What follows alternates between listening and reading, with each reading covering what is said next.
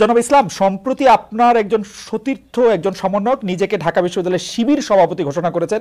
তার এই পরিচয় কি আপনি আগে থেকেই জানতেন? এরপর থেকে আলোচনা আছে যে 152 জন সমন্বয়কের মধ্যে 108 জন শিবিরের। অনেকে জানতে চাইছেন সমন্বয়কদের প্রকৃত সংখ্যা কত, তাতে কতজন শিবির নেতা রয়েছেন, অন্যান্য রাজনৈতিক ছাত্র সংগঠনের কেউ কি রয়েছেন আসলে, নাকি শিবির এবং কোনো ছাত্র সংগঠন সেই অর্থে করেন না এরকম লোকই বেশি?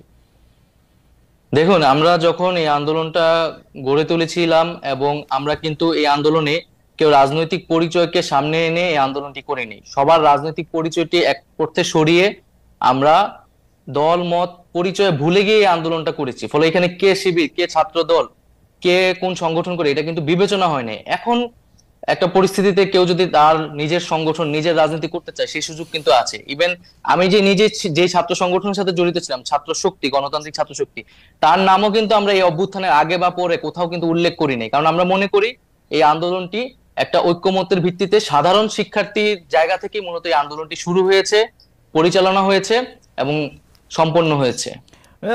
নাহিদ ইসলাম, বৈষম্য বিরোধী আপনি বললেন বলে এই প্রশ্নটি একটু করতে হচ্ছে আমার। বৈষম্য বিরোধী ছাত্র আন্দোলনের সামনের সারিতে থাকা আপনারা কয়েকজন, বিশেষ করে আপনি এবং অবশ্যই আক্তার সাহেব, তারা গণতান্ত্রিক ছাত্র শক্তির নেতা ছিলেন। সম্প্রতি আপনাদের এই সংগঠন স্থগিত করা হয়েছে, এর কারণ আসলে কি? ডক্টর ইউনূসের 2.5 মাসের দল নাগরিক শক্তির সাথে এর সম্পর্ক রয়েছে কি? না, ডক্টর মোহাম্মদ ইউনূসের দলের সাথে এটার কোনো সম্পর্ক নাই। আমরা এই দলের নামও জানতাম না। ছাত্র শক্তি নামে 60-এর দশকেও একটা ছাত্র সংগঠন ছিল আসলে। তো আমরা সেটার সাথে এটা সম্পর্ক নেই।